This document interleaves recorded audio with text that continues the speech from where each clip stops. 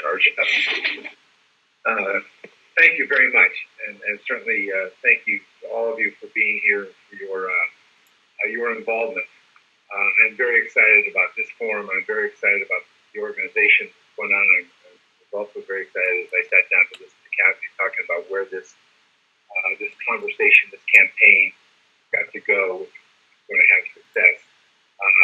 After 40 years of chasing this industry around the globe with various partners in and out of the Congress, you would have to say that we weren't terribly successful. We had great moments in history and great moments of political discomfort for some people in this industry, but that's not a policy, and that hasn't changed the relationship between women in this industry and their employers and the brand, and that's what has to be changed.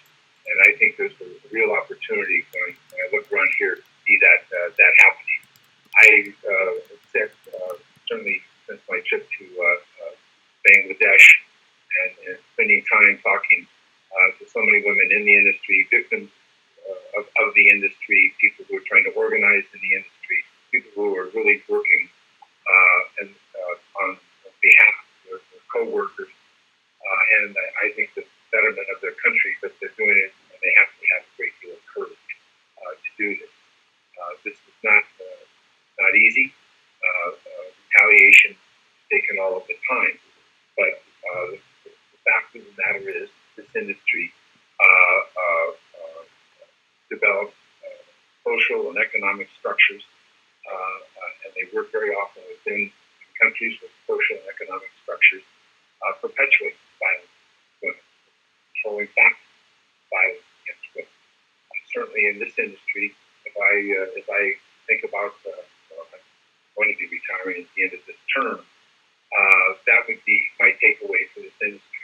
They've devised a system of violence that is all controlling and all exploitive of the women, causes women to live in fear. The rationale is, if you think things are bad in the South, things are worse on the street. That's not a basis in which you can enslave people. That's not a basis in which you can deny people their basic fundamental human rights, and that's not a basis in which you get to perpetrate violence against those individuals. And that's what is in fact happening here. And I think that's an organizing principle. And I think it's forceful with the organizing principles in other areas of the political spectrum, where so many in this room have worked against.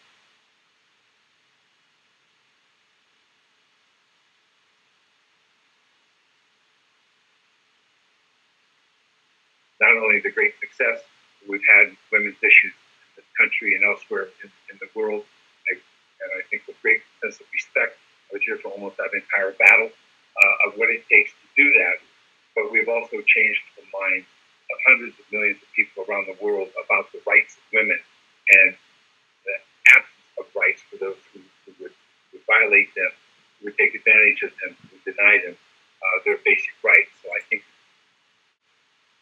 and if you look at every aspect of this industry, the garment industry, almost every facet of this of movement of people within this industry, coming to work, being work, at work, when it's time to be paid, when it's time to stop your shift.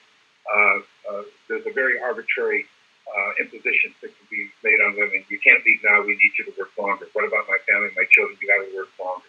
And the federal is, you don't. The last hour here. Wages are trying your ability to stay in poverty and never get the wherewithal to provide adequately for your family or to actually think about taking on additional responsibility. Forced overtime is at the command of the employer. Payment, however, is also maybe at your floor supervisor or the job boss. I don't know the exact terms of people on the floor. They may rob you of that overtime because they can't, because you're imperiled with your economic security, with your job. Harassment, and again, from testimony of so many women we talked to, that the opportunity of the various employers within the company, given they left the floor, that they left their job. So he told them all was safe. see the tiers of tyranny that take place in this industry, and they're driven from the top. Driven from the top. These brands know exactly what's going on, because if you talk to the manufacturers, from the industry, they'll tell you how demanding the industry will be, how the industry can pivot on a dime. We need this, we need that. You do it this way, you do it that way. And the industry is in full control of this. They just refuse to take responsibility. And we'll put up some money, and maybe if they're, they can borrow some money from us, and they can fix their factories. But we're not going to be into this for hard cash, knowing that they might want to flee the next disaster. Not that they're making, maybe, but the price, the PR will be too high, and they'll move. They'll go to Indonesia. So this is a tough one. These are not amateurs. These are skills and practices and storylines that have been built up over the last 40 years, and in our early days, they were built up in our own history, a period of time. But I think that's it. People say, "Well, you can't do this. You can't win this when the brands are too powerful." In my 40 years, I've been around a lot of legislation. It isn't going anywhere. It doesn't stand a chance. It can't happen. I don't know. I look at the Civil Rights Act. I look at the Clean Air Act. I look at the Fair Pay Act, the Clean Water Act. These were all laws today that were going nowhere when they were introduced. And that's the nature of this campaign. It's so fundamental, so cross-cutting, that this isn't something we expect to be done in 30 days or 90 days. But we know there are parties' responsibility, including our government, our relationships with respect to this industry and the host nations. There's responsibility internationally. There's clearly responsibility with the brands, and that has to be brought home. And I think there's a tough fight. But I think that if you don't do this, there'll constantly be the excuse that these women are better off than being a house servant. Why are they better off than being a house servant?